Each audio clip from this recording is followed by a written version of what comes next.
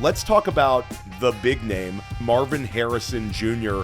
He ended up being less productive than he was as a rookie, but is this a price tag where you're looking to embrace Marvin Harrison Jr., or will he continue to disappoint in year 3?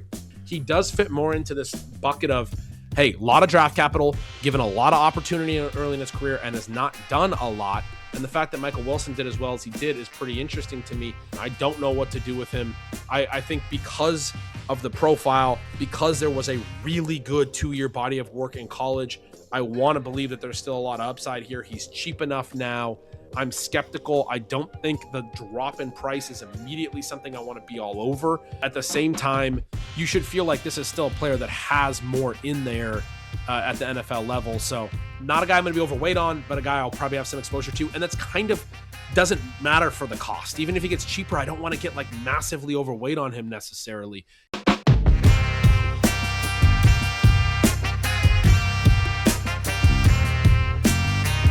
That's him.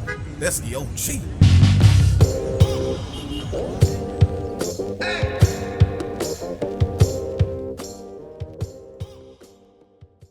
Years and years ago, the year 3 breakout was so common, and it was like, let's circle this guy. It's year 3. He's finally going to break out. Nowadays, fantasy managers want to see it from the word go. This should be a very fun conversation. You have seen guys like Nico Collins, Jameson Williams hitting a major way heading into year 3 in recent seasons. Your thoughts on the whole breakouts and trying to identify players who can hit another gear in their 3rd year in their career? Yeah, Jackson Smith-Njigba last year, probably the biggest Absolutely. breakout at the wide receiver position, and had been not underwhelming through 2 years, but really, if you look at that 2nd year, you saw once DK Metcalf got hurt in like week 7 that from then on he had a really strong per route profile, and there were some metrics there that were very positive leading into year 3, but he ends up having the massive year 3. I think that's sort of the answer to the question, is this idea of understanding that all profiles are unique. There's a lot of really interesting, relevant context around draft capital. Sean Siegel years ago did great research and work that showed that early draft capital tends to correlate with earlier breakouts. For me, for a lot of guys that are going into year 3 that have gotten the opportunity, because the early draft capital means early opportunity. If you've gotten the early opportunity from day 1, from jump, and you have not performed, teams are ready to move on after 2 years in some cases.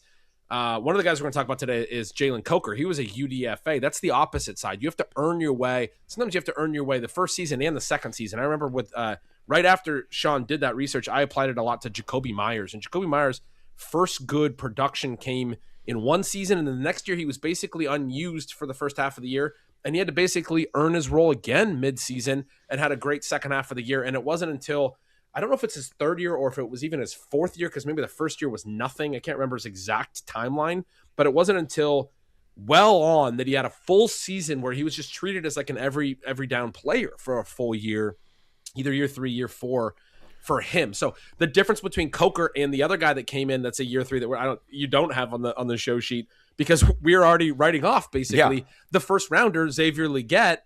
He got the early opportunity. He got like 10 targets in his first career game in 2024, I guess it was. Or maybe it was his second career game. Those first couple weeks, they were feeding him volume all through 2024 as much as they could, and in 2025.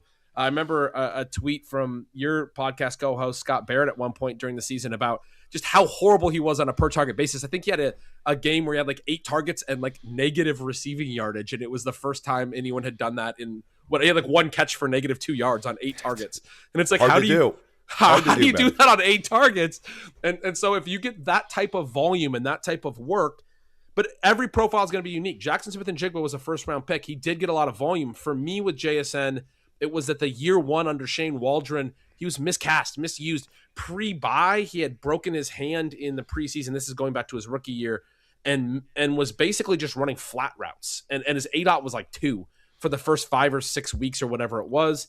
And then post-bye, still not getting enough vertical stuff for the talent that he is. And there were people after that rookie year that said he doesn't have that in his bag. He can't do the downfield stuff, which is so funny now because he just did a season where he's running basically nothing but over routes and deep outs and just attacking every space on the field, and looks like the most dynamic route runner in the league, as well as like winning jump balls vertically last year. Jackson Smith-Njigba was tremendous, obviously the offensive player of the year, but we see that development probably in him from year 1 to 3.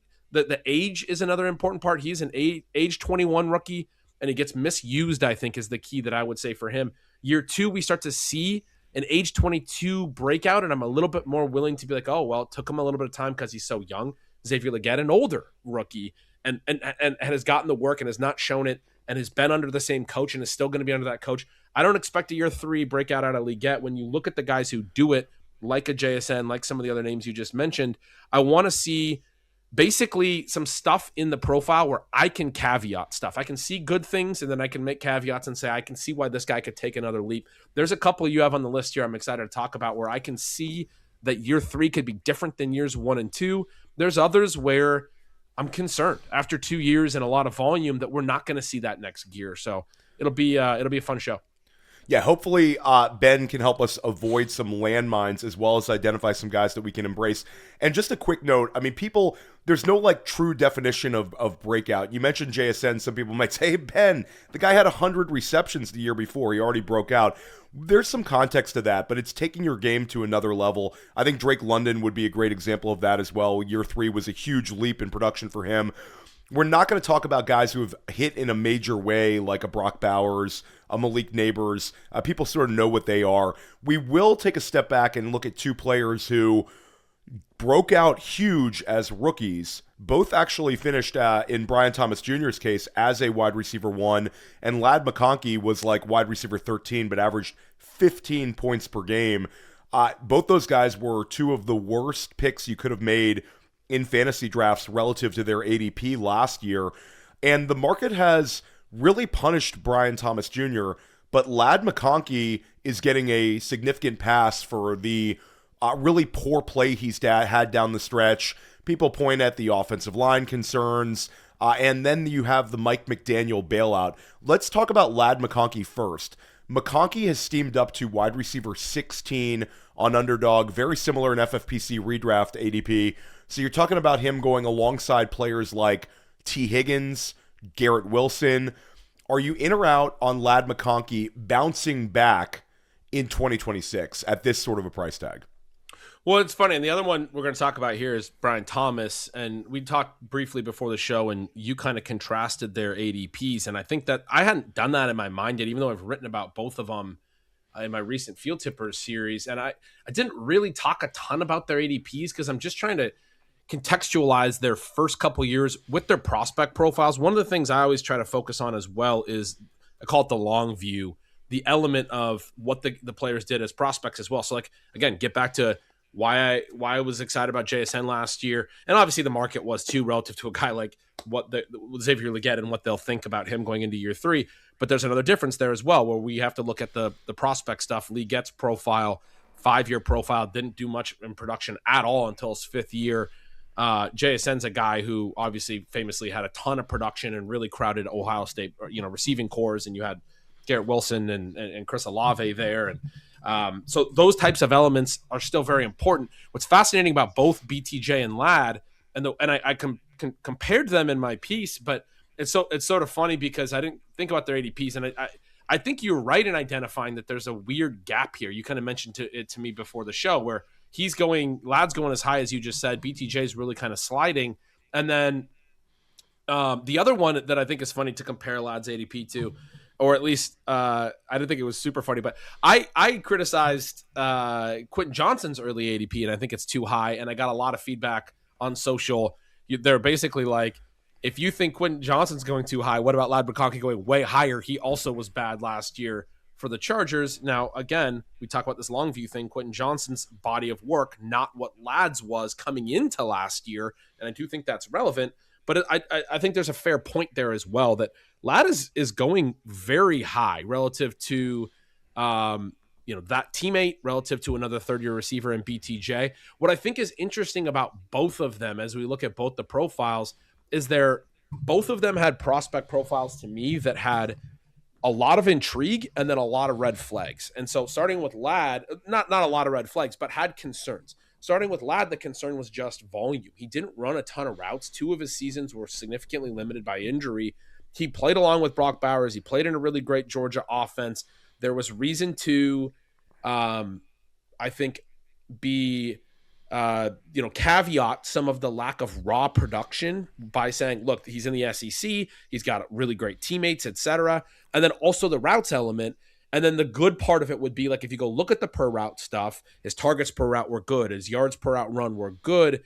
While he was out there, it looked really strong. And I think if you're trying to, like, retrofit certain profiles and understand why guys are good, when you looked at Puka Nacua the year prior and you looked back, that's the profile you saw. A guy who didn't run enough routes really in any season in college for whatever reason, played at 2 colleges, but the per route stuff showed that when he was running routes, he was very, very good, and that might be a little bit of an underrated trait.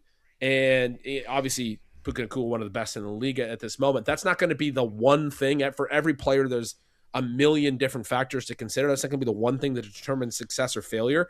But for Ladd and also BTJ, when we talk about him, I saw a profile where you could be in on it, you could be out on it. You could really play it either way, because I do think the element of missing a lot of time is also notable. You look at a player like Jalen Waddle, had great per route stuff in college, but never really ran a ton of routes, and that's continued to plague him in the NFL. It's just a guy that doesn't really physically, I think, have the ability to stay healthy and stay on the field and play the number of snaps that you want to see, because fantasy football is a volume game.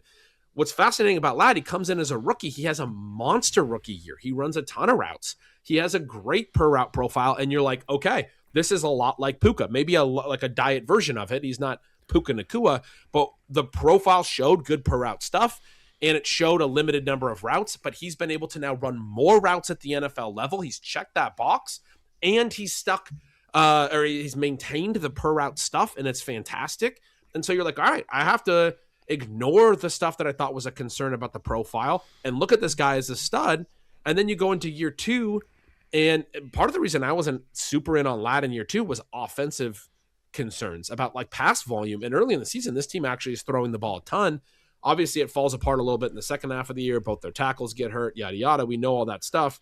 But what we get out of Ladd, even on a per route basis, is a much weaker production profile. One of the concerns that comes with it in year 2 is he has more competition. So even just Keenan Allen coming back, who's a guy who's always been able to earn volume, and Allen didn't run a ton of routes, but Allen's targets per route when he was out there really high. He's out there, like, showing that he's still an alpha at his age and a target dominator in a way that Ladd, for whatever reason, is not earning the same amount of volume. And it could be defensive attention as well in year 2. But suddenly Ladd has a year 2 that I go to the long view again, and I go back to the prospect profile, and I go, man, after year 1, I was ready to say I only want to look at the positives in the profile and ignore some of the negatives. Now I see this year 2, I got to look at the full body of work again, and I'm going back to the prospect profile and going, man, I'm a little bit concerned about some of the stuff that was, concerning in the prospect stuff. We now have one good NFL season, one really pretty concerning NFL season. And so I do think there's a really wide range now. I think there could be a really high ceiling here. I think there could be a floor that would argue that his rookie season was driven more by a lack of target competition and Keenan Allen being back and the breakout of Odunze Gadsden and even just little stuff from, like, Trey Harris down the stretch.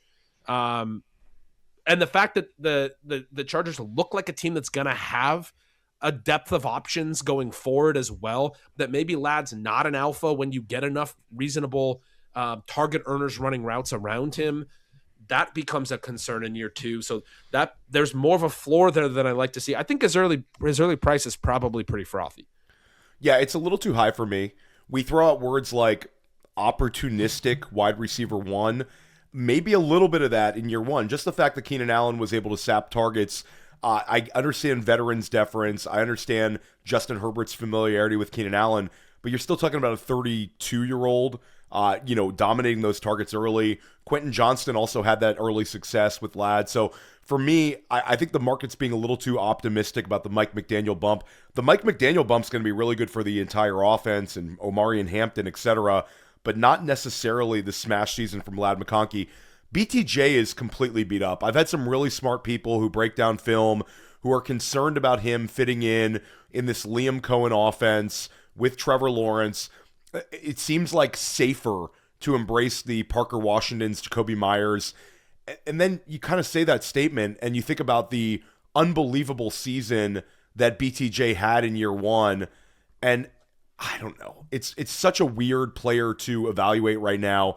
But you're talking about 133 targets, 87 catches, 10 touchdowns, and nearly 1,300 receiving yards as a rookie. Now we're treating him like a player that's sliding into low-end wide receiver 3 category. As concerned as I am, I feel like you have to embrace the upside when it comes to BTJ at this price.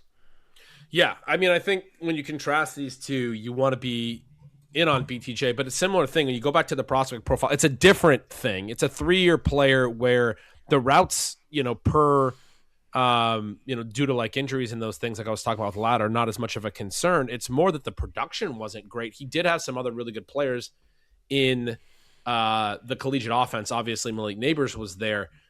But BTJ, even in his 3rd year, which was really the only good breakout year, didn't really even earn a ton of volume that season as far as like the per route stuff goes. It was really all efficiency driven where the production came from. Now, it was a fascinating thing because his efficiency was so high. His yards per target was so high. He had like 8 long touchdowns or whatever. He had whatever it was, like 15 TDs. I can't remember. Ton of touchdowns. And like a bunch of them were like long TDs. And so you're like, all right, I mean, part of the reason he wasn't earning so many or targets is like every time the ball is thrown to him from Jaden Daniels, he has a great quarterback as well. He's scoring touchdowns. And so, I mean, the element is like, okay, if you never even had a targets per route over like 20%, it's not that impressive. And the first 2 years, he didn't even have efficiency with it. And you have 1 year of efficiency. But on the other side, that efficiency was so dynamic. You don't want to be out on a 3-year player with a true breakout season who's coming off an amazing final year, and especially with the target competition element with Neighbors and that stuff. So you can kind of poke some holes, but you're also like, this is a good profile in a lot of ways as well. And then he comes out as a rookie. He has an absolutely monster season. You're like, okay, this is a superstar. I mean, and for him, it's because of the target competition, getting out from under it. McConkey had the target competition element as well with Brock Bowers, but getting out from under it and then dominating as a rookie. I mean, for both these guys, you're like, these are true number ones who were overshadowed by generational players. Like they were playing with Bowers, they're playing with Malik Neighbors. And then for both of them in year 2, it's like, well, now they're being overshadowed by not generational players, right? After the Jacoby Myers trade, Myers pretty immediately assimilates in that offense and has a pretty good rest of the season. Another fascinating stat is from the point of the Jacoby Myers trade, Parker Washington was 3rd in the NFL in yards per route run behind only Puka Nacua and Jackson Smith and Jigba. And so that's really when his breakout, it's like Jacoby Myers unlocked Parker Washington instead of unlocking Brian Thomas, which is what maybe some of us would have hoped for or thought. And the fit with Trevor Lawrence is a unique element, like a thing we have to talk about it, and the fit in the offense. But obviously Brian Thomas's rookie season production, the late season stuff, a lot of that came with Mac Jones. It came after Trevor Lawrence had the concussion stuff and misses the end of that season. Lawrence has not really ever supported a wide receiver like Brian Thomas. He doesn't seem to be consistent enough with the outside and vertical skill set. He loves throwing to slot guys. I mean, I remember back in the early years, the Jamal Agnew stuff and the inflated stats for Evan Ingram, just, running Christian as a slot Kirk year, tight end. the Christian Kirk year. Yeah. I mean, Christian really Kirk. the only outside threat that's done anything with Lawrence was Calvin Ridley that 1 year where he was sort of for me, it comes down to, if we really believe in Liam Cohen being this offensive genius, which I think he really is a sharp one. We've seen it for 2 straight years. Do we see some like self-scouting in the building where they're going to get things going, figure out a way to get BTJ way more involved? Is he more of a sacrificial X in this offense? Just doesn't make sense when he has that sort of production. Then you hear maybe some rumors about trades. So much to unpack here. BTJ, let us know in the comments what you think about BTJ, what you think about Ladd McConkey. Ben, you're putting out, like, when I say, I have a lot of people who write articles. You write long form, very thought-provoking articles on stealing signals. Let everybody know what you're doing this offseason, where they can find your work, and what you have cooking for the month of March. Yeah, it's at bengretch.substack.com. It's just a newsletter. It's a little bit of a different take on fantasy content. It tends to be more thought-provoking, like you said, I guess, is the thing that I get as feedback or in-depth or what have you. And so far since the season ended, during the season, I watch every game every week. I write about every game every week. That's what Stealing Signals as an article is for people who don't know. Talk about what's the signal, what's the noise, what trends we're going to see continue, which trends we're not going to see continue.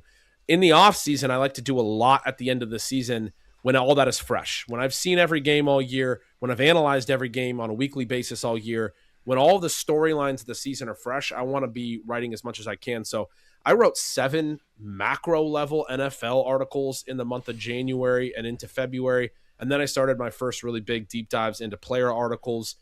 This field tipper series that I mentioned, it uses targets per out as a foundational stat, but then layers in all the stuff that we know about ADOT, efficiency, what the trajectory is of the veterans in the sport. So I haven't done a lot of rookie work yet over there. A lot on the veterans, if you're doing drafts right now, a lot on which ADPs are good and are exploitable. I think 2025 is a transformative year, and right now we have unprecedented parity in the futures odds market. Like if you go look at the gambling odds right now, people don't know who's going to be good next year. There's like 20 teams that have like legit odds to win the Super Bowl, and the favorites are lower than they've been in like at least a decade. I look at this stuff every year. And so we have a sport that is, I think it's a fascinating sport to be analyzing. If you're doing fantasy football, I think there's a lot of real football stuff that you want to be understanding. So I've been hitting on a lot of that as well. Yeah, highly recommend Stealing Signals. And then as you get like closer into redraft season, you do a lot of draft strategy, you do your cheat sheets, and then in season, it's just tremendous getting those long form emails as well. So highly recommend Ben's work. Always a fun read over there.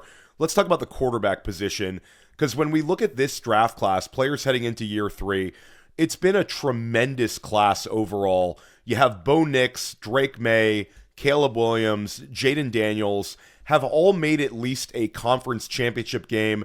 Drake May made the Super Bowl last year in year 2.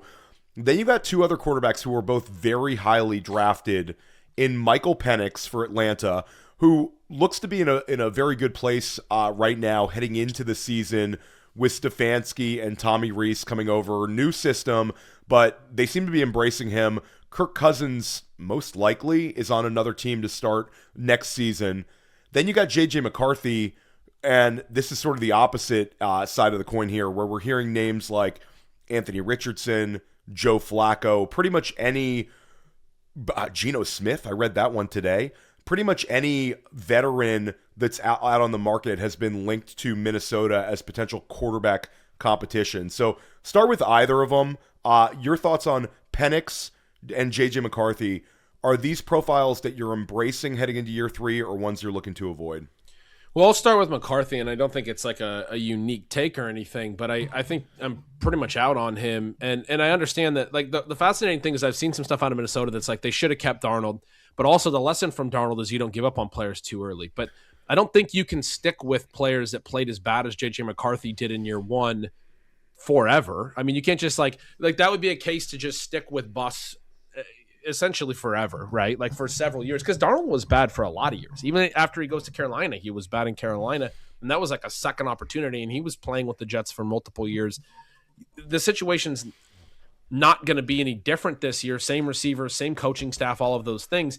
You can't really work through all of this in one offseason, even if there's a possibility he could be good down the line, which I would be skeptical of. I don't think the lesson from Darnold is that every player should get endless opportunities. I think he was so bad last year that you have to evaluate that. And you have to be willing to say that this is not probably an NFL quarterback in my mind, or, more than like a long-term backup or something. Like I think the comp is like Zach Wilson. Like this is, and Zach Wilson to me is still backing up and probably shouldn't be, honestly. Like I think like last year, I think even the Dolphins said that, because late in the year when they got away from Tua, they went to Quinn Ewers. I mean, they wanted to develop Ewers a little bit, but Zach Wilson is that bad. And I think J.J. McCarthy, we don't know a lot. There's still a lot of uncertainty. There's always going to be uncertainty with young players. We're talking about year 3 guys, but you have to be willing to evaluate on an individual basis. And there's not an argument just because Darnold was this late bloomer that whatever the Vikings should have kept, which is the line right now, that you should just stick with McCarthy. And I think everything you're seeing about all the rumors is acknowledging that.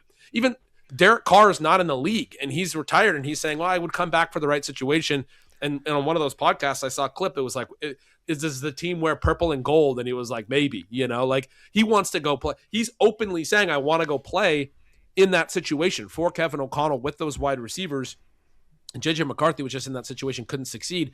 But the writing is on the wall when external people are saying they have to replace him. I know this. I'm a retired guy. I know they got to do something. Let me throw my hat in the ring that I'll be willing to go play for them. So I think he's going to get replaced. I don't think we're going to see a lot of him. It's not just that I think he could start some games and then probably won't play all 17.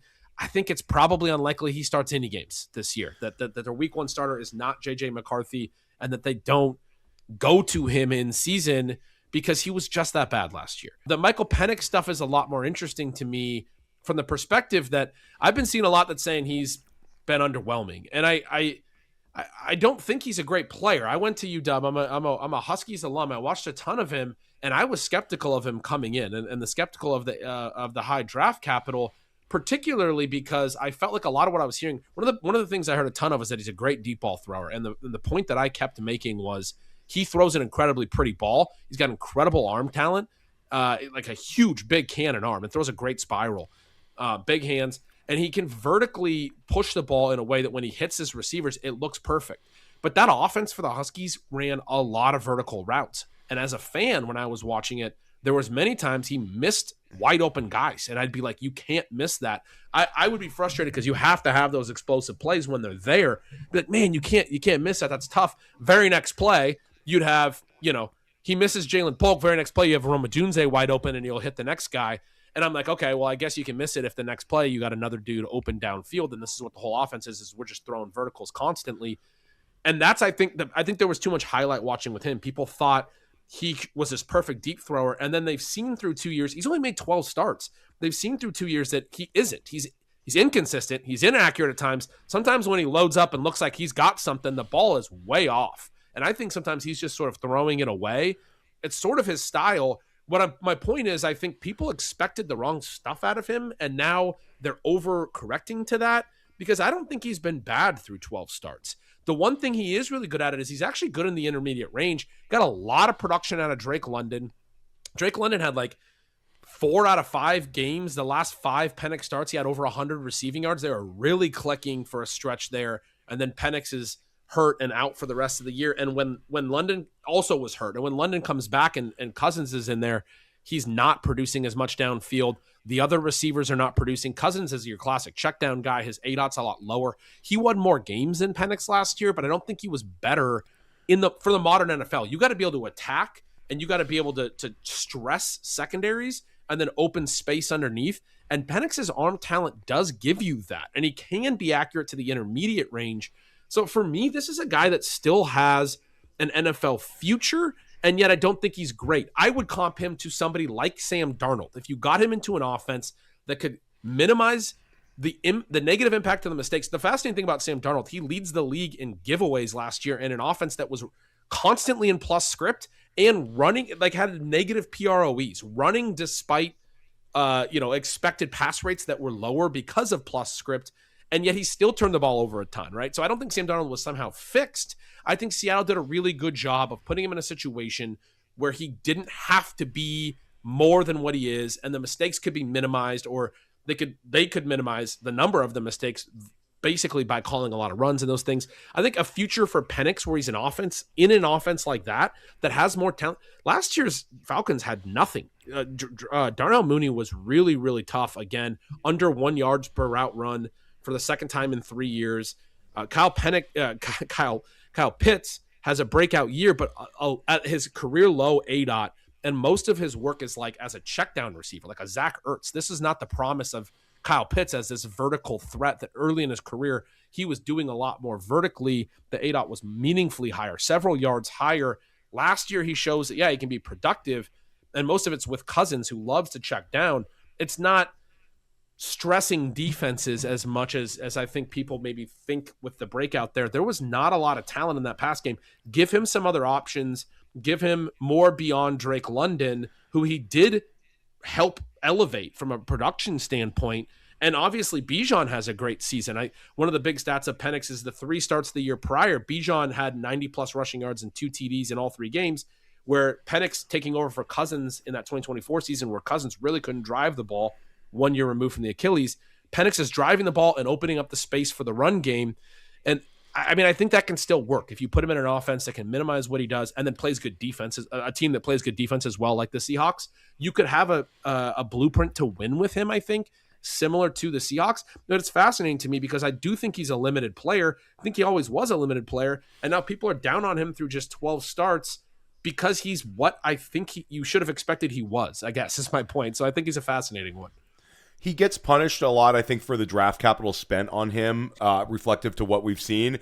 If he would have just gone in that, like, pick 28 through 35 range that maybe Vegas was projecting him for, people would say, okay, maybe we're here. I do think I agree with you that I don't think he's necessarily a player that's going to help you in redraft, but I think as a best ball click, or as a super flex, low-end QB2, I think he's a good value right now because I think he's got the starting spot on lock, and I think that the Falcons are cautiously optimistic about him. I'm interested to see how Stefanski/Reese do with this offense, but Pitts has been franchise tagged. You've got Drake London, who's an excellent player, and you've got Bijan Robinson, who's the 101 right now.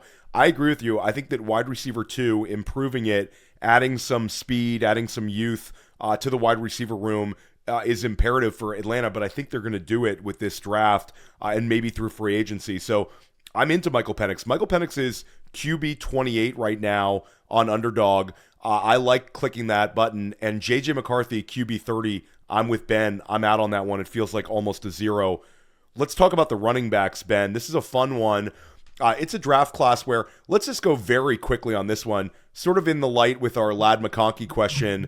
Bucky Irving is getting like the best coach speak we've ever seen, with Zach Robinson comparing him to Bijan Robinson, saying he can do everything he did with Bijan Robinson, you can do with Bucky Irving. He can make every sort of run, great receiver. I mean, it's about as good coach speak as you want to see. Bucky Irving was really, really good as a rookie, so it's not as much of a leap of faith here to say he could return value. In or out at running back 14 price tags. And to give a sort of an example to the market here, that's right behind Josh Jacobs, right ahead of Breathall. Yeah, I think I'm in there. The OC element, what Robinson and what they were doing in Atlanta was able to do to help Bijan Robinson's breakout season last year, and the different usage is really interesting, especially the pass game stuff. And Bucky's like yards per out run still good last year is like, so one of the big issues with him and the concern with him would be that like some of the evasion and missed tackles for stuff was not as good in year 2, but that's always been really high for him. He was playing maybe a little bit hurt. It was good in his rookie year, and it was very strong throughout his prospect profile. There's a long enough track record there that I'm optimistic. And then he was still pretty good at it as a receiver. His yards per out run, solid, much better than Rachaad White, who's probably gone, and way better than Sean Tucker, who they are not likely to use as a receiver. I think this backfield's probably Irving and Tucker next year, which means Irving has been giving up pass work to Rachaad White in a 2-man committee, but that shifts where Irving is now probably the primary receiver and lead rusher, but Tucker is like a secondary rusher, kind of like what Kyron Williams and Blake Corum were with the Rams last year, where they're basically splitting the rushing work, but Kyron's getting all of the meaningful receiving stuff and thus still maintained a lot more fantasy value. So between the OC change and the likely receiving usage, I'm definitely willing to buy back in on year 3 on a bounce back. And a little bit of the longer view stuff I was referencing, that the year 2 lack of efficiency and ball in hand, peripherals, it's probably, a 1 year lull, or at least it's certainly something I'm willing to bet on. Yeah, I had this conversation with Scott Barrett last week, and you can check that out right here on Fantasy Points YouTube. We took a look at early FFPC, ADP, some values, some clusters of players, and we were both sort of on this. Bucky Irving is the running back in that range we're most interested in, and he was a guy I wanted to fade last year at times, so I think I'm fully in agreement with you and Scott on that one. Let's talk about Blake Corum, who was an unbelievably good player at Michigan. Very quiet rookie season. It's funny, he was overdrafted as a rookie. People sort of anticipated that this could be it. This could, break Kyren Williams. And then underdrafted as a year 2 player and had a really, really strong season. 746 rushing yards on 145 carries, 6 rushing touchdowns, minimal as a receiver as expected. Your thoughts on Blake Corum? Do we see him take his game to another level this year? Obviously, Kyren Williams is a huge Sean McVay favorite. But if you're looking at potential regression candidates, Kyren Williams, it's really hard to keep betting against him.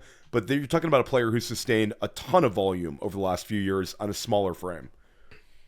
Yeah, I don't think you can draft Kyren in the 3rd round where he's going. He's a really tough one. He's basically a committee back. The problem for Corum is that, I really like him, and I think he had a great year, and I want to be in. They only had him run 116 routes last year. Kyren ran 350, and his yards per route were terrible. Like, Kyren's aren't good either. Like, this is not an offense where the running backs are doing a ton. A big part of that is that, like, the targets per route for both these guys are low because they're able to get the ball to Puka, get the ball to Adams, get the ball to where they want to get it, so they don't have to go back to the running back a lot. So both these guys have low targets per route. Yards per route's made up of the targets per route and then the yards per target. It's kind of 2 different elements.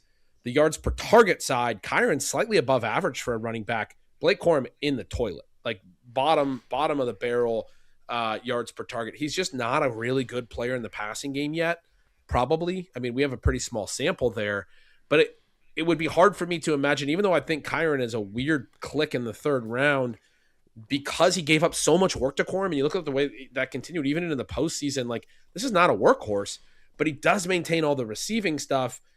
And I would be on the lookout for Corum to make Kyren's price look bad because he's taking even more work because he was so good, as you said. But I also don't want to, like, massively go overweight on Corum because I don't know that the profile can include enough of the really valuable receiving stuff.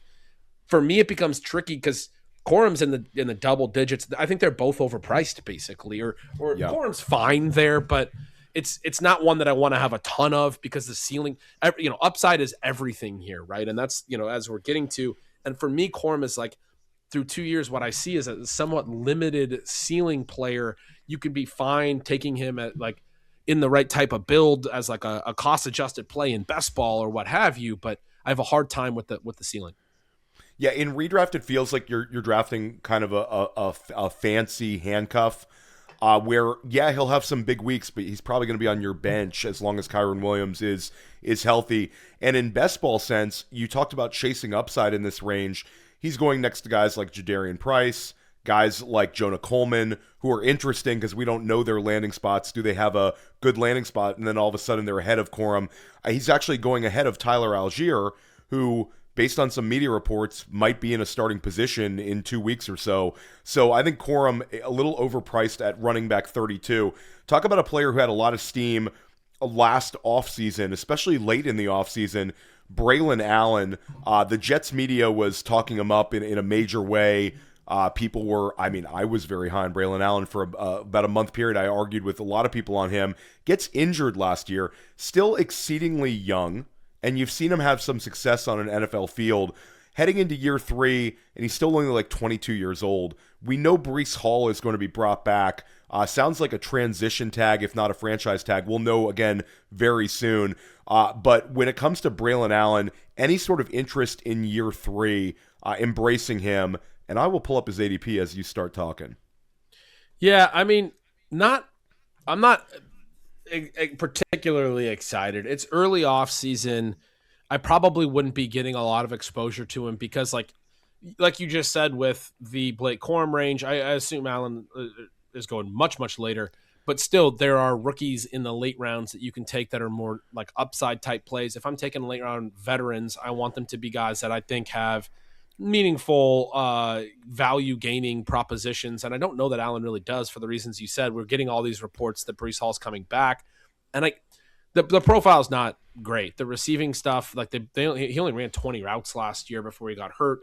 They weren't really even using him that way. He's been big and physical. The rookie year was kind of interesting because he ran a decent number of routes, and then with Aaron Rodgers, who loves throwing to the backs, he was catching a few passes.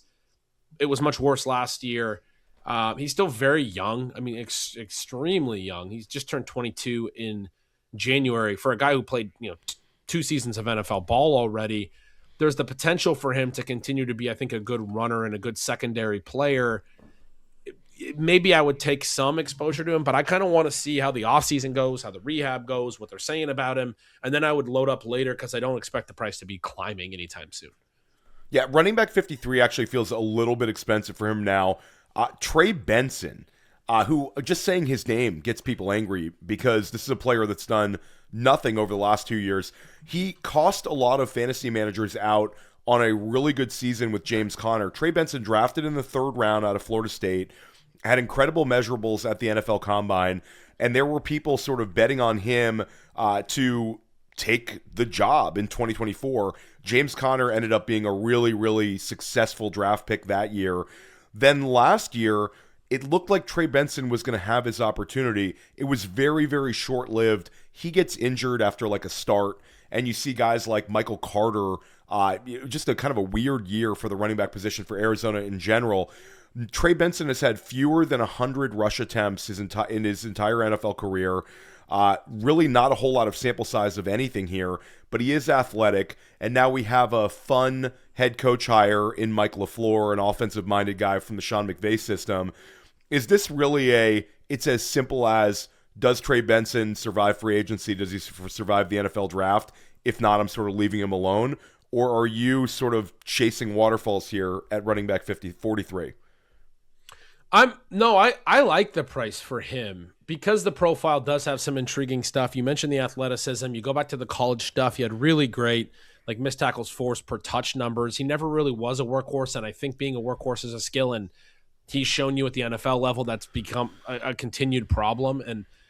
And yet we're talking about a lot of ambiguity here. I think Arizona's probably going to bring in another running back. That seems to be the expectation. It could be someone who could be the clear lead ahead of Benson.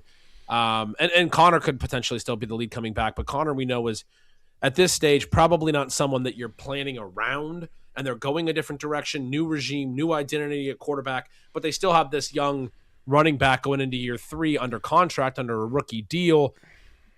To me, I think Benson's pretty clearly ahead of Connor in terms of the expectation of like total number of reps next year. I'm not saying it's impossible for Connor to be that guy, but it just doesn't seem super likely that he's like their plan next year under a new regime, and they're going to have a new quarterback, all this stuff. Benson, though, I mean, I was intrigued by what I saw. It's like, how much of it do we put on him? How much of it is his fault? I thought he was going to be a stud at the moment that Connor got hurt. They were already using we all him did. more. Fantasy points, we were making some big statements. That 1 week got everyone excited. Yeah, because they were already using him more than the rookie year. The one thing in the rookie year is like Connor clearly overshadowed him. Before Connor gets hurt, Benson's actually playing in the pass game a lot. His snap rate is actually infringing on James Conner, which he had been a clear workhorse in 2024. And you're getting this evidence from Arizona, from the coaches, that what they saw in camp, what they saw in practices, was a year 2 player that was better and was deserving of more work. And they were granting that. And then Connor goes down, and you're like, I'm really optimistic. He gets the one start, as you mentioned, and gets hurt in that one start. And yet he finishes with 5.5 yards per carry. I know it was only 29 carries, but this is the point. Like, on a small sample, he was looking efficient as a rusher.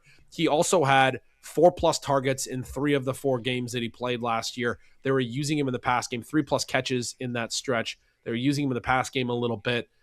Again, like, how much do you punish a guy for always having injury issues in college and then immediately having the injury issue when he's supposed to be the workhorse in the pros, or saying, hey, he just got a little bit unlucky? It's a little bit reminiscent to me of, I thought Javonte Williams was ready to absolutely explode over Melvin Gordon the year that he ended up having a major knee injury, and he was taking work from Gordon, and then Gordon got hurt, and then Javonte Williams got the major knee injury right behind it, and it was like, man, we didn't get to see this thing that I think was gonna be there before, because he was starting to show that he was taking the work even before the injury, which tells you something about what the team was seeing in practices and those things.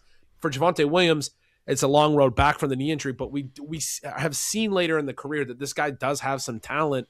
I think you can be a little bit of a tea leaf reader here and say that probably Trey Benson was on his way to a decent second season, and probably right now, because of that injury and because of the uncertainty in the Arizona depth chart, I mean, an ADP of 136 over on Underdog in early drafts. There's a possibility he's the lead back. Like that whoever they add is a little bit underwhelming, and that Benson wins that camp battle or wins more work throughout the season. And there's a stretch where he's a lead back and a dynamic one. And then you have the question of can he hold up? Can he stay healthy? But I think you have to be optimistic about the overall collegiate profile, the athleticism, some of the things you're talking about, and some of these positive indicators that were there in a limited second season, but one where I'm willing to gamble a little bit. Last year, we saw Rico Dowdle hit in a major way at ADP, or whether you picked him up on the waiver wire. This year, Dowdle expected to move on, but you've got Jonathon Brooks, who 5 days ago, Dan Morgan, the general manager, said that Jonathon Brooks is doing very well in his rehab. The Panthers are optimistic that the running back will be able to contribute in 2026. This is exciting. This is a player that we were all very, very high on. Coming out of Texas, took over for Bijan Robinson at Texas, was extremely successful, got injured, was still drafted very highly in the second round. First running back off the board in this draft class, has done nothing. Obviously, he's been injured for his entire NFL career. Do we gravitate back towards the player he was with the modern medicine and players bouncing back in major ways, or are you still very optimistic? I got to say, I've been clicking that button, Ben. He's going off the board right now as running back 50, which feels a little expensive for a guy who really hasn't played, but Jonathon Brooks was awesome at Texas. Yeah, I mean, that's the part of it, right? Like, if you're not, honestly, if you're not clicking some Jonathon Brooks right now, you're just not cut out for this. Like, I think, like, you're gonna have misses. That's part of fantasy football. That's an element of all this. The types of stuff that we're looking for is when the market is misevaluating an actual profile for reasons that, while valid, there's always valid reasons that lead into costs. Like, we know why this guy's going outside the top 150 picks. Yeah, he's got 2 ACL tears. Like, yeah, it's a real concern. We have no idea how healthy he is. But when you hear the stuff from the team, you know that Dowdle's moving on. You know that Chuba Hubbard got replaced last season by Dowdle in season and is likely to be the other back there because they still really like him from a personal standpoint. Like, Dave Canales had all this positive stuff about how he's a captain when they were replacing him. He's taking it really well, all this stuff. Hubbard is good in my mind and still worth being interested in, but is not somebody that if Jonathon Brooks can still get back to some type of a ceiling that Brooks can't overcome.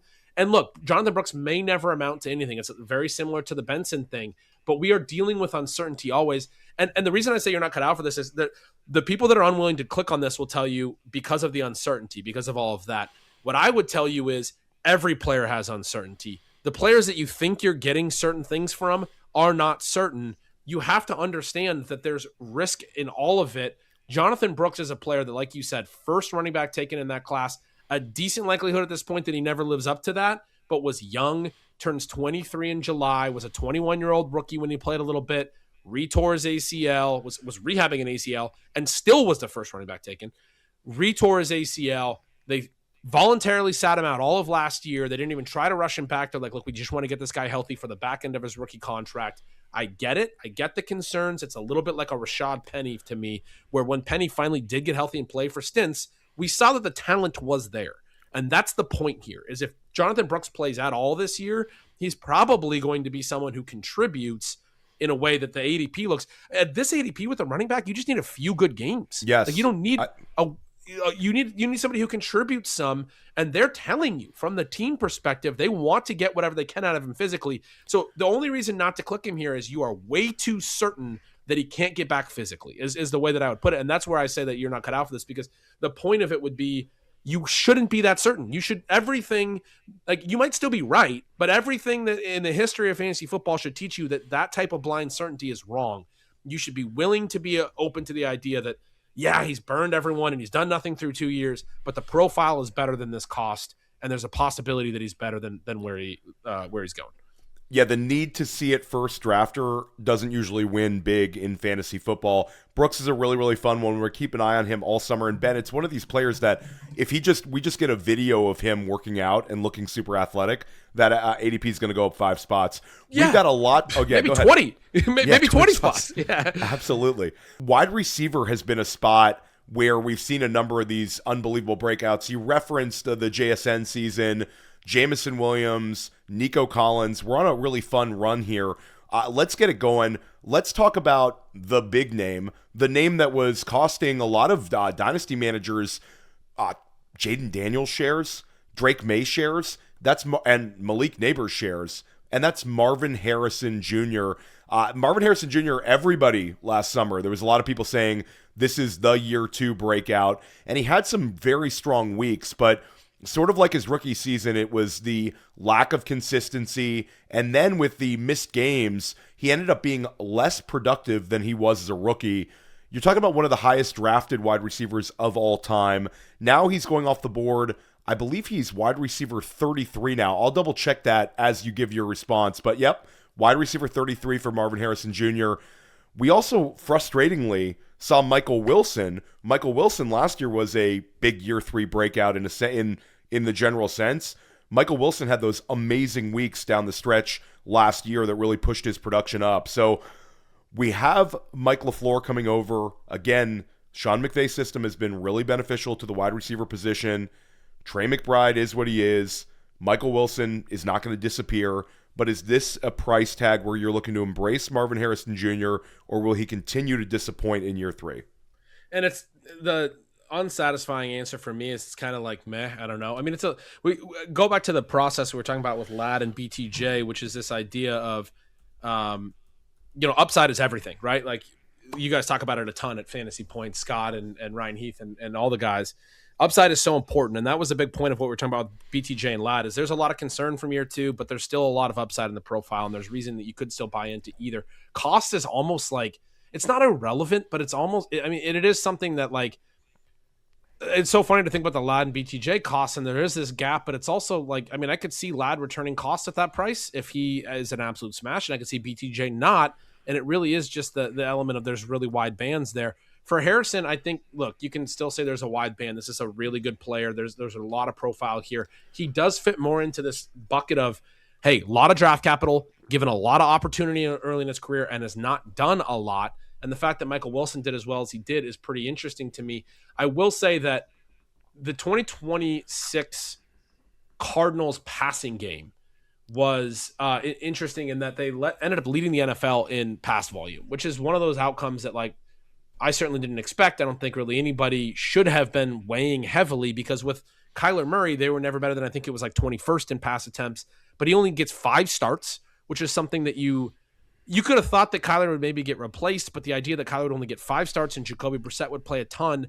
Again, if you were weighing that a ton in your profile, in your process, you're having to weigh a ton of low probability eventualities and possibilities to the extent that you're probably just somebody who says there's a lot of uncertainty, period.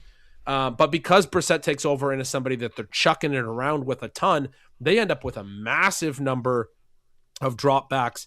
Trey McBride leads the entire NFL in routes, which is rare for a tight end. He has the most tight end routes by over 100 and the most in 20 years. If you go look back at, route sources that go back that far for a tight end in a season. And I say all that because of the Michael Wilson element. He also ran a massive number of routes way up there with the league leaders. And the Michael Wilson production as a whole was driven, seems like, by more route usage, although it was also the splits data was a ton. Like the first few games with Kyler, Michael Wilson did absolutely nothing.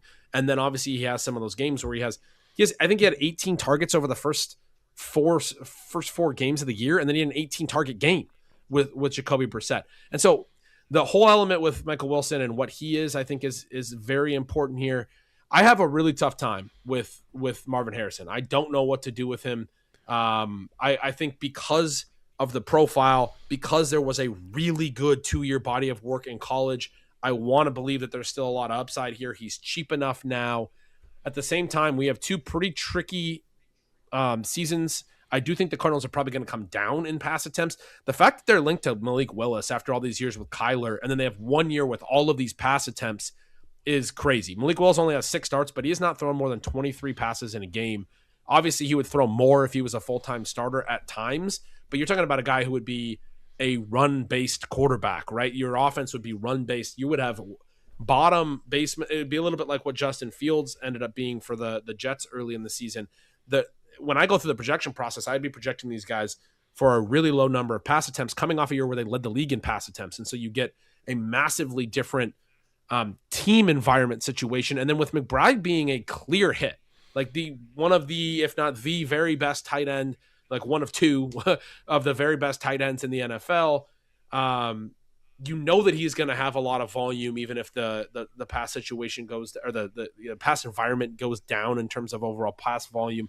And so it's like, man, are you right back in a situation like Harrison has been in for most of his healthy games so far, where he was playing an inordinate amount of these first 2 years with Kyler, and volume is a big element of it. I don't know, man. I think it's a really tricky one. I think it's a really wide error bar. I'm skeptical. I don't think the drop in price is immediately something I want to be all over. At the same time, I'm not going to be completely out on a guy with his prospect profile as young as he is, that hasn't been so bad through 2 years in terms of the per route metrics and the stuff that he's actually done on the field, that I would be completely out. And when you do the long view and you look back at the college production, you should feel like this is still a player that has more in there at the NFL level. So really tricky one, but not a guy I'm going to be overweight on, but a guy I'll probably have some exposure to. And that's kind of doesn't matter for the cost. Even if he gets cheaper, I don't want to get like massively overweight on him necessarily, because it's really just like a binary outcome with him. Yeah, I think that's an interesting way of putting it. Another player who was drafted very closely to Marvin Harrison Jr. in the NFL draft, another former Washington Husky, Odunze. And Odunze, for the first month of last season, looked like he was going to be the league winner at the wide receiver. Besides Jackson Smith and Jigba, looked like he was going to be the league winner. For the first 4 weeks of the year, he never finished lower than the wide receiver 20 on any given week, and he scored at least 15 points in every single week. Then the foot injury and other things started to derail him, missed the end of the year, came back in the NFL playoffs, played in that game against Green Bay, earned 6 targets there, but very, very quiet down the stretch. Odunze, a very interesting one here, Ben, and profile-wise, 23 years old, was the 9th overall pick again in 2024. Now you've got Luther Burden. You've also got Colston Loveland, who the fantasy community are embracing both of those guys really, really enthusiastically. Odunze's sort of just kind of chilling there at wide receiver 30. Yeah, and I'm probably pretty out, even as a UW guy who's a huge Rome Odunze fan as a person and as a player as well. I really liked watching him. He was incredible in college. The longer view profile on him is that this is a guy who didn't really produce much until his third year in college. You know, that you have the pandemic stuff that influenced the early years, but doesn't really produce much until the third year in college, and then really has a breakout as a senior. And that was a concern with the profile when you looked at him as a top 10 pick, was it's the age-adjusted stuff isn't there yet. He's too late of a producer. He's a 4-year guy. We don't have the early declare. There's some concerns there. To me, the issue with him was always, and they're not that dissimilar players, is he going to be a top 10 pick like Corey Davis was, which is not to disparage Corey Davis. Corey Davis was a good player. Corey Davis was also a 4-year collegian, but had a really good production profile actually in college, but was a top 10 pick and was always just like a good number 2 and never a top 10 wide receiver. And I think through 2 years with Rome Odunze, I mean, he obviously rebounds in year 2 and is much, much better in terms of stats like yards per route run, but it's still not good enough. Just because he improved doesn't mean it's good enough.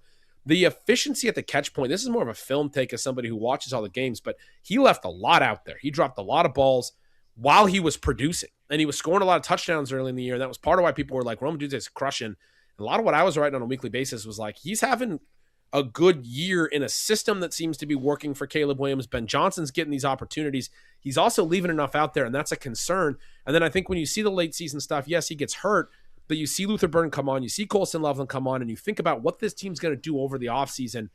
There's no question to me that Ben Johnson is a smart coach, and when he goes back through and he plans out how he wants to feature players in the next season, the Rome Odunze is not at the top of that list, because you just look at the body of the work and the way he's played. I think he's good. I think he's going to be good. I think he's going to have production. But at these costs, you're talking about him needing to be sort of a number one. And I don't know that Burden is necessarily that dude either, to be clear. I'm really intrigued by Luther Burden. I'm really in on him from a per route profile. But I do think it's interesting that they weren't quick enough to get him on the field more, and we're limiting him. And the total routes volume for him is a little bit of an interesting consideration, despite how good his per route profile was. But I do think you're talking about Burden. You're talking about Loveland's one I think is hard to not be really optimistic about. You're talking about those guys as the future of what is probably going to be a run-based offense, and I think they'll have better running back play next year. I think both those guys, Swift and Monangai, were very good last year, but also that we saw that the Ben Johnson offense is just really good for running backs. And if you get an even more dynamic player back there, that guy could be a fantasy superstar. Because I don't think Swift and Monangai are huge elevators of situation. I think situation was helping them more than the other way around. And so you get a really dynamic, you get Ben Johnson, his new Jahmyr Gibbs in Chicago, maybe not a player of like that level, but somebody who can do more out of the running back position, take up more of the overall offense. You talk about Loveland, you talk about Luther Burden, and I don't know what will happen with DJ Moore, but the potential there. Odunze to me kind of gets lost in the shuffle. The price tag right now is still thinking of him like a top 10 player. I don't think he's ever going to be that type of a player at the NFL level. And he's one where we've sort of seen enough, I think, through 2 years. I'm pretty concerned. You know, a lot of the community mentions Luther Burden as the problem for Odunze, but I think, like you talked about, it's Colston Loveland. Loveland had 4 straight weeks, including the playoffs, where he had double-digit targets, including a 15-target game from Caleb Williams. I think he's the alpha in the offense, and Burden is going to be somewhat alpha-ish in a different way. But Loveland is so good. For me, Odunze, there's potential he's the number 3 target next year. That's not really going to cut it. So I think I'm with you. I think that the optimism for Odunze, maybe he should be being drafted a little closer to like wide receiver 36-ish, not this teetering towards the 20s. One profile that I'm really into right now, and I just can't quit the guy, it's Ricky Pearsall. Ricky Pearsall, Kyle Shanahan loves him. And you have this change and turnover at the wide receiver position in San Francisco, starting last year with Deebo Samuel. Now this offseason, Juwan Jennings, a free agent, Brandon Ayuk, they're finally going to move off of. They could draft a wide receiver at the end of round 1 and sort of make this a little bit less of an argument. You also have George Kittle set to miss, I don't know, I'm not a doctor here, Ben. People get angry when I give my prediction. I think like 10 games, 8 to 10 games missed for George Kittle next year is about right. So I'm looking at a potential that Ricky Pearsall could start the year as the number 1 target in San Francisco. We knew last offseason that this was all the beat reporters saying how Brock Purdy and Ricky Pearsall was a connection that was just cooking all throughout training camp. Now it might finally happen in year 3, and I'm getting him at a wide receiver 35, 37 price tag. I think this might be the one that we've talked about this show that maybe I'm most interested in, or am I just being optimistic at a guy who can't stay on the field? No, I'm right there with you. I was excited to get to him. He was going to be the same one for me. That this is like a year 3 type of profile where it's been improving, and you want to be in on a potential year 3 breakout. I don't think it's like on the JSN level. To go back to the ways that we were breaking the early part of the show, the different profiles. When you do the long view thing, Pearsall was not very productive in college, and to be and even on a per route basis, when we start talking about like the Puka Nacua or Lad McConkey profiles, to be a legitimately every down productive player at the NFL level, it is tough when you have a 5-year collegiate profile like Pearsall, and even on a per route basis, even though I know he has some small samples in there, never really does a lot. Even in the advanced ages, it's tough to be a superstar. Having said that, the situation is fantastic. You're in a Kyle Shanahan offense. He did always have after the target efficiency and athleticism, tested athleticism, really good ball skills, I think. And the selling point for Pearsall was always they can scheme him some work and then he can be efficient on that.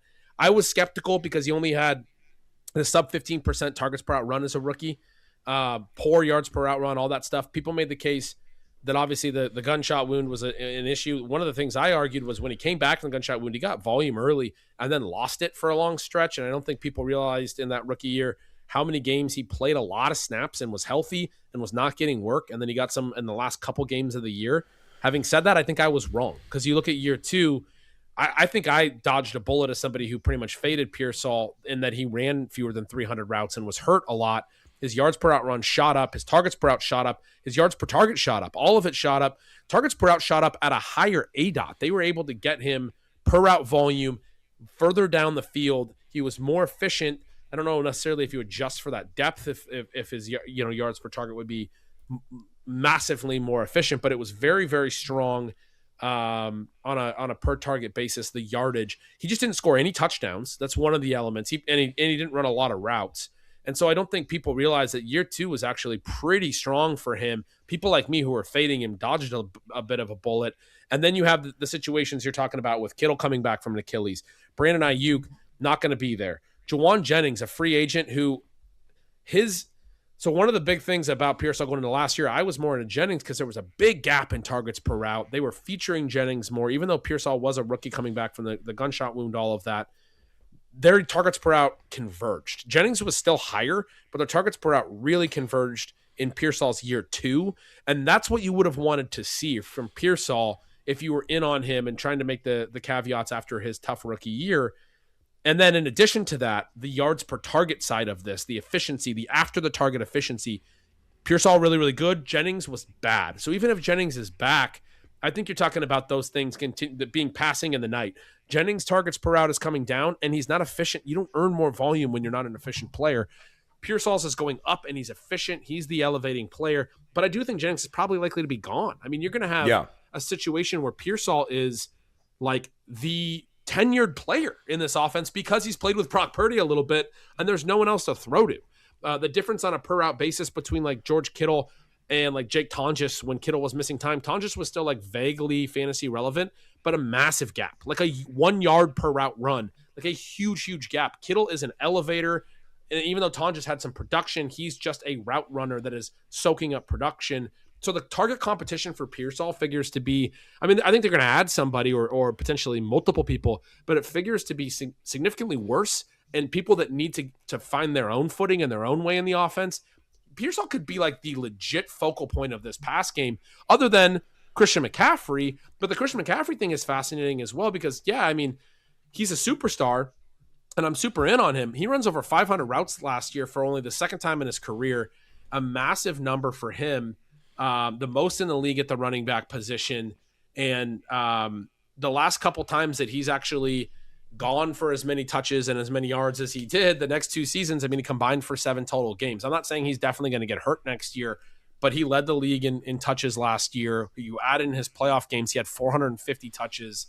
And the last couple times that he's done this, that he's had a 2,000-yard season in a regular season, he has gotten hurt the next year. So certainly at his age, you get a little concerned. I don't want to pattern match too much, but my point would be that the likelihood that McCaffrey is so dominating of the pass game that Pearsall can't get seems small to me.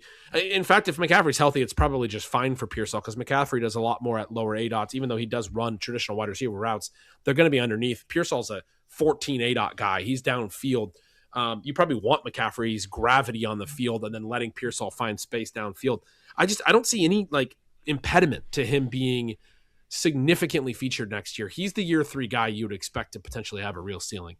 Yeah, I'm glad to hear you're enthusiastic about him. I really am. I think whether you play best ball, redraft, or dynasty, this is the year for Ricky Pearsall. This is sort of your classic year 3 breakout. A little bit less classic would be Jalen Coker. Jalen Coker, like we talked about earlier, has had to overcome being an undrafted free agent. It comes in the league the same year that Carolina uses the first-round pick on Xavier Legette. Has 33 catches as a rookie. Then late in redraft season, and Ben, you draft high stakes just like I do, the NFFC drafters, the FFPC drafters were really pushing Jalen Coker up and up and up as we got to the very end of August, beginning of September. Then he gets injured. We hear he's headed to the IR, going to miss time. That hurt him. Comes back last year and looked amazing, especially in the NFL playoffs where he had one of the best games of his career, 9 catches for 134 yards and a touchdown in that really exciting wild card loss to the Rams, 12 targets in that one. I love Teteroa McMillan, but Jalen Coker seems like a player that is really, really good. The coaches are finally realizing it. and he's going off the board right now as the wide receiver 53. Holy cross to year 3 breakout. Could it happen? I mean, I think so. This is the guy that's a lot like the Jacoby Myers. Now, his per route profile last year was meaningfully worse than the rookie season. And yet, that's true if you look at the regular season. It's worth pointing out that their one playoff game, he has his best game of the year. He has a 12 target, I think 9 catch, 130 something yard game, which is obviously very relevant as well. And then the per route profile, when you add that game in, it doesn't look meaningfully worse. It's still a little bit down in year 2. But the relevant element of that is he gets banged up, right? And so you mentioned the steam on Coker at the end of last draft season. I was in on him all offseason. I was saying he was the best late round receiver, basically all of last offseason. So I'm a little bit biased here, but I had a ton of him in best ball earlier in the offseason and all that stuff. But the main reason was this element I told you at the top of the show about the difference in trajectory for an undrafted player versus a first round player. And I was comparing Coker to Leggett, and I wrote this up in my Field Tippers piece last year at the beginning of the offseason last year, where I was more optimistic in Coker going into 2025 than Leggett, because Leggett was getting volume right away and had a really ugly rookie year. He's actually a year older than Coker as well, because he was an older prospect, which is, the earlier picks tend to be the younger dudes. But Coker was a younger guy than him, at least, and has a less volume interesting rookie season, but has a lot more per target efficiency. And we see the early career efficiency tend to lead to more volume. And so I thought Coker, okay, late round guy who established late in the year. And the key for me with Coker, when you think about him, he got an opportunity because Adam Thielen got hurt and he was playing in the slot. And then he got hurt right when Thielen came back. This is 2024's rookie year. Thielen took the slot back, and Thielen was producing a lot when Coker came back. And there was a lot of people saying Coker's not going to have a spot. Coker was good enough that when he came back, Dave Canales got rid of David Moore, I think it was, in the offense, and moved Coker to the outside. And one of the big positives about Coker is he can play everywhere, but they found a spot for him without having to replace Thielen, who was producing at the end of 2024. That, to me, was a really positive sign. By the end of the year, Canales said, Coker's one of our 3 best receivers. We got to have him on the field when he came back from that injury. As a rookie, in a different spot than where he had been producing earlier. Year 2, he's hurt. He comes back slowly. He misses the first 6 weeks of the year, and then he catches just 7 balls for 66 yards across his first 4 games. That's a big reason that his per route profile is limited and looked so unimpressive this past year in year 2, is because those first games back from injury, he really just wasn't fully healthy. And we see that a lot. There's this old Mike Tomlin quote that I use all the time, that it's hard to board a moving train. It's difficult in this modern NFL, and I think with more sports science and all that, teams are a lot slower with these guys to ramp them up. Anyway, Coker toward the end of the year last year does start doing more. It is a lower volume pass offense, but he's scoring some touchdowns. He's not putting up a ton of yards. But then when they get to the postseason, they finally have one good offensive game. They tie their season high in points. They had a 31-point game. They nearly upset the Rams, who come back. Coker scores a touchdown with about 2 minutes left to take the lead in that game. Yeah, Rams come back. They score with under a minute left to win that game. But when their chips are down, season's on the line, who's their dude? And look, I'm massively into Tyrone McMillan. He's the clear number 1. I'm on him totally. But Coker, the clear number 2, has the huge game there. 12 targets, 9 catches, 134, and that touchdown. Best game of the season. Chips are down. So for the second straight year, here's an undrafted free agent who wasn't a part of the early season game plan, had to get back up to speed, but by the end of the year had established himself in a clear role under the same coach, Dave Canales, who has now told you twice he thinks this player is one of his best receivers. And I think in the second year, he told you he's the clear second weapon in the passing game alongside Tyrone McMillan. I think going into year 3, you can certainly caveat some of the per route numbers and some of the fact that the production wasn't amazing. It was only a 9-game sample in the regular season, and it wasn't great in those first few. I think it was 9, maybe it was a little bit more. I can't remember. Anyway, the first 4 games were not super impressive, and he was not being used a lot as he was working back from a hamstring injury that you don't want to have a re-injury or any of that stuff. And so it was an 11-game sample in year 2. I knew I had that wrong, but the first 4 games I'm kind of saying or a significant portion of 11-game sample, and pulling down the per route numbers. And I think people are going to look at it and be like, he's not that interesting, and not understand the trajectory of his year 2 and how it closed, and really how that playoff game was the best one best game of his career potentially. And then similar stuff in year 1, and now you're going into year 3. This guy's probably a legit NFL receiver. The other thing, you talked about Holy Cross. A lot of small school guys don't have the athletic profile. Jalen Coker is an NFL athlete. He's a big dude. He's athletic. He was he's a fast. combine invite out of Holy Cross, should be added. Yeah, and looked great there. And so this is a dude that I'm willing to make the caveats on the like statistical profile, the per route profile, and say, look, I'm willing to say that this is a late round guy that's needed some time, a bumpy first couple years, but is on an upward trajectory going into year 3. Super, super fun one. Jalen Coker, there's a hive right now. Last offseason, there was a huge hive for Xavier Worthy. Worthy was one of the more polarizing guys to talk about in the community, where there were some people completely out on the profile, and then some people like yourself that were very much in on him. Then we had last year the Rashee Rice suspension, which caused the Xavier Worthy ADP to move up a little bit, thinking you're going to get this really fast start. PTSD time. You're a Xavier Worthy manager. You're playing against the LA Chargers. It's Friday. It's Brazil. It's unbelievable optimism. And he gets injured on the first drive of the year. All of the Xavier Worthy haters were coming out in full droves. I had Scott Barrett just DMing me awful things about how, look at your 170-pound king just got laid out. And it was awful. It was sort of a downward spiral. So it was terrible.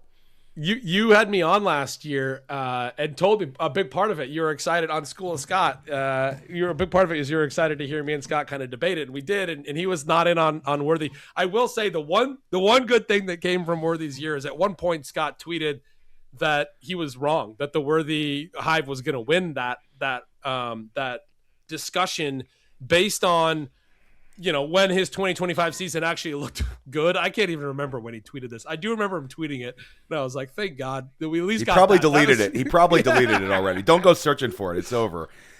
We won't get Scott to say a positive thing about Xavier Worthy for the rest of the offseason, but will we get Ben Gretch to right now? I can't say anything positive. I struggle with length, obviously, and this would be the one that I think would be the longest in terms of the caveats and in terms of the nuance and the gray area for this player.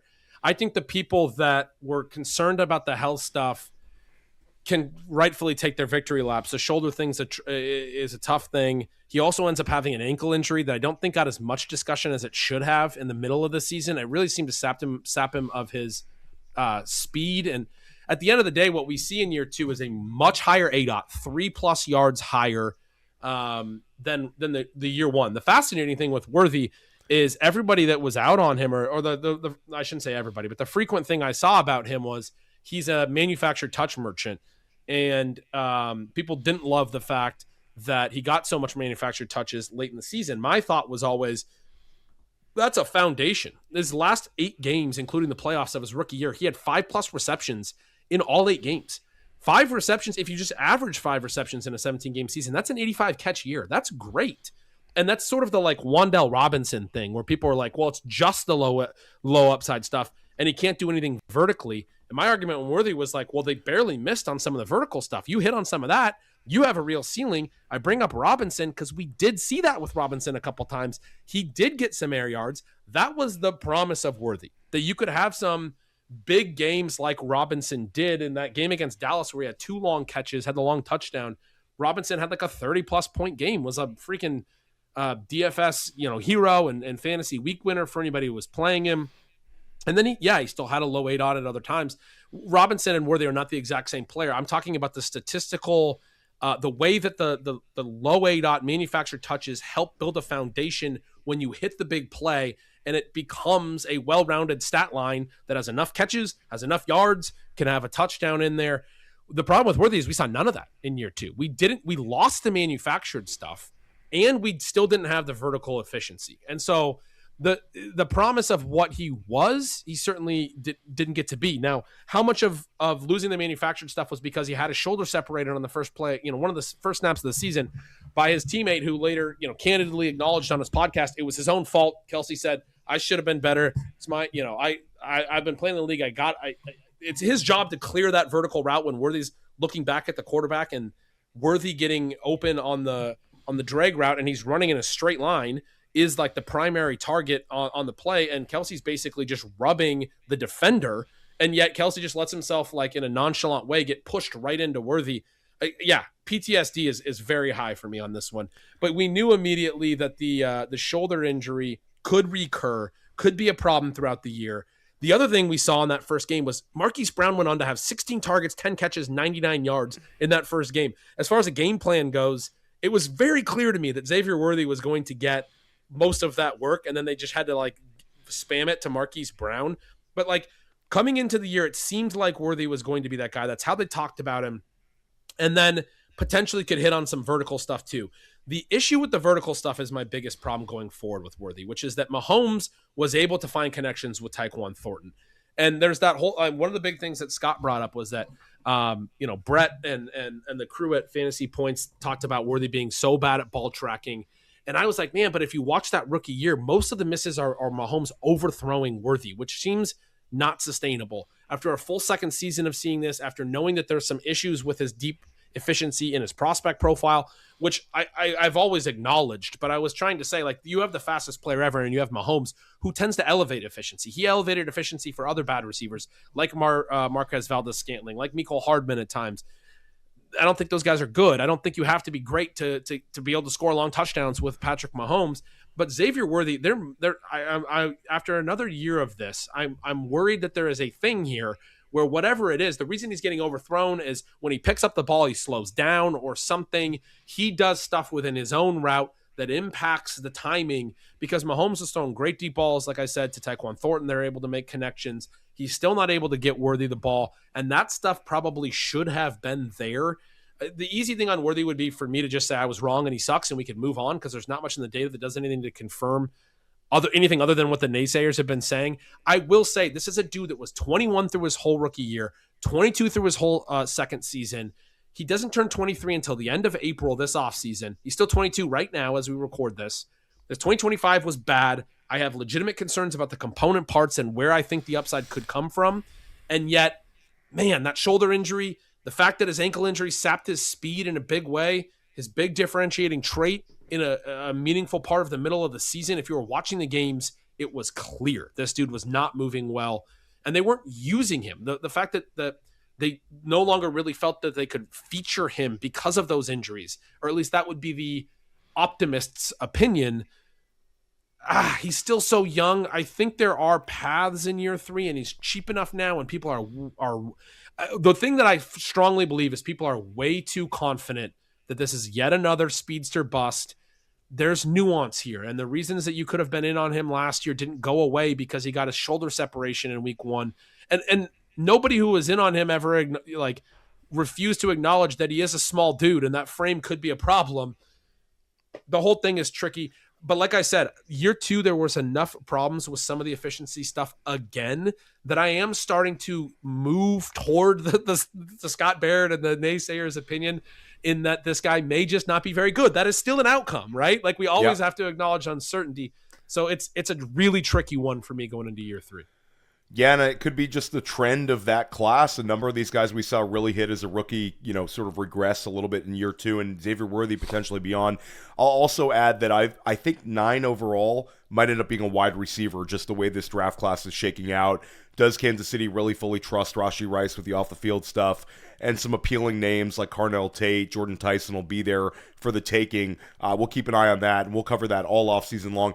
Ben, you've been super generous with your time and your takes. I thought this would be a shorter one, but of course when we get together, we always kind of rip and run through a lot of these subjects.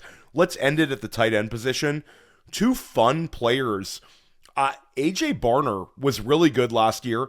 The threat of Elijah Arroyo was nothing. Barner was the tight end to roster in Seattle. He was free. A lot of people picked him up and used him. Had 52 catches, 519 yards, and 6 touchdowns. Also had 10 rush attempts. They used him on some like Taysom Hill type looks. And Theo Johnson had 45 catches, 528 receiving yards, and 5 touchdowns. When you look at these 2 players, they're both going as tight end 20 and tight end 22, very similar ranges in ADP. Do either one of them look like guys with a lot of room to run in their profile, Or is this sort of what you're expecting again heading into year 3?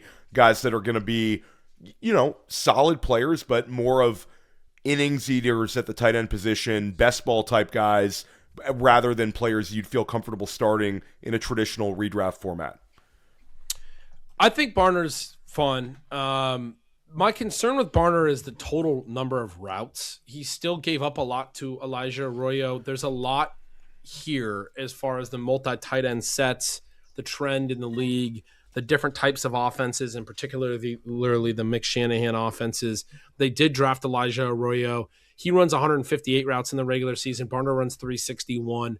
Barner does have the touchdown in the Super Bowl that will come to mind for people, but I think he had like 2 catches in the first 2 playoff games. I mean, I think he's a fine, like late round, high floor, best ball play. I do think it's tricky for him to get near the high end of the routes. I think you're playing him as like an efficiency play on the weeks where he splashes, but you're going to have games like his first 2 playoff games, which I just looked back at and confirmed. He played over 100 snaps and had 3 targets and 2 catches for 13 yards combined across those 2 games. You're going to have that type of stuff, I think, in the profile. And especially as Arroyo goes into year 2, you could see Arroyo actually start to like shrink that gap in routes, where Barner was actually more than double the routes last year. But Arroyo was fine on some of the volume he did see. I do think Barner was better, and I think there's a lot of reason, again, to be excited about Barner. The other really exciting thing about him is he did the tush push stuff, and he had a rushing TD, and he had 10 different carries throughout the year, which speaks to the fact that he may be able to add multiple rushing TDs next year. Especially with Zach Charbonnet. Charbonnet expected to miss, and, question marks about the backfield if Walker does, in fact, sign with somebody else. I think that's an interesting take. Yeah, I mean, I think there's some reason to be like, yeah, he's going to be a win at cost with the late ADP and like a best ball play, and yet I probably won't take him in managed because I don't want to be dealing with the weekly. Like, this is the type of tight end that makes people think that the late round tight end strategy is amazing because best ball data shows that it can be good because he can have good games when you actually roster this guy in season, you're throwing at a dartboard and you have some real issue with the floor. And the reason I actually subscribe to a lot of the elite tight end stuff is when you hit on a guy like Trey McBride, it's not so much the ceiling, although the ceiling is even higher. It's the combination of the ceiling on a weekly basis and the floor and the element that like you have this advantage every single week in a weekly game. AJ Barner, the routes element to me is the real concern. Johnson's routes were even higher last year. He wasn't quite as good on a per route basis, but there was some stuff there that was positive. Now they're going to have a whole new offense. He was never a huge earner in college. There's a lot of talk about there was a lot of guys at Penn State and a little bit of competition there. The fact that he had a better second year and played well with Jackson Dart is actually a little bit intriguing to me. And he made some interesting plays down the field. And some of these tight ends a little bit later, developers, we get a new offense. John Harbaugh, obviously with the Ravens, often subscribe to, he had different OCs, and I think there's going to be different things where they have Matt Nagy now, so who knows what will happen. But Harbaugh's offenses often featured tight ends. I wouldn't call them his offenses necessarily, but I think he sees value in the position and in the versatility of the position, and that's where the sport is headed. So could they use Theo Johnson enough for him to be interesting? He's another one where I think for him, it's more like I think the routes could be enough that he could be. This is like what Cade Otton has always been. Cade Otton's always run a ton of routes, and so he's been fantasy viable as a late round tight end. But again, still as a floor guy because his per route production's not good enough. So both these guys are limited in different ways. I think Barner could be one that you could say is a really good player potentially and could continue to elevate his per route profile, but won't run enough routes. Johnson's a guy who may run enough routes, but probably isn't going to do enough on the per route profile to be anything other than, again, sort of a high floor play out of a late round tight end spot. But I think they're both playable. I think they're both interesting, They're both interesting. I think they're both valued correctly in the market. We'll be interested to see what goes on with guys like Wan'Dale Robinson. What does this passing game look like with New York when we get down to it? Who's the target competition? Is there a chance that Theo Johnson could take his game to another level? Love your take with Barner. It seems like a Mike McDonald guy where he really just loves Barner and wants to use him. So it'll be interesting to see, does his game take a step to the next level? Last year sort of left for dead by Elijah Arroyo enthusiasts like myself, and Barner's just a good football player who's hit in a major way. So keep an eye on those two tight ends. So many guys we covered today. This was so much fun. Ben, let everybody know once again what you have going on and where people can find your work. Yeah, bengretch.substack.com is the newsletter. The in-depth sort of receiving profile stuff that I talk about. I just wrote the Field Tippers articles, did all the AFC in one, NFC in the other. I go team by team, and you'll get that from basically any player in the entire league. It is a premium newsletter. You got to pay to subscribe, but I think I try to make the value worth it. And then Stealing Bananas is the podcast with Sean Siegel that I do most of my talking on if you want to come listen. Yeah, make sure you check out Stealing Bananas. Sean's been on a number of my pods as well. Really, really a fun listen with you guys whenever you drop it. Especially you're going to start dropping a lot of this rookie stuff. Very relevant to hear Sean's takes on the rookies as well as Ben's. Whenever you get to it, Ben. I know you got a lot to write about. Stealing Signals, highly recommend it. Make sure you stick with us here, Fantasy Football Daily. We're dropping shows like this multiple times a week. Make sure you're checking out School of Scott. Scott Barrett and I, we just broke down the FFPC ADP. And for Dynasty listeners out there, Casey Myers of the FF Dynasty and I are doing a post-NFL Combine Dynasty rookie mock draft. That should be a lot of fun. We're everywhere here at Fantasy Points. We're going to help you crush your leagues this season.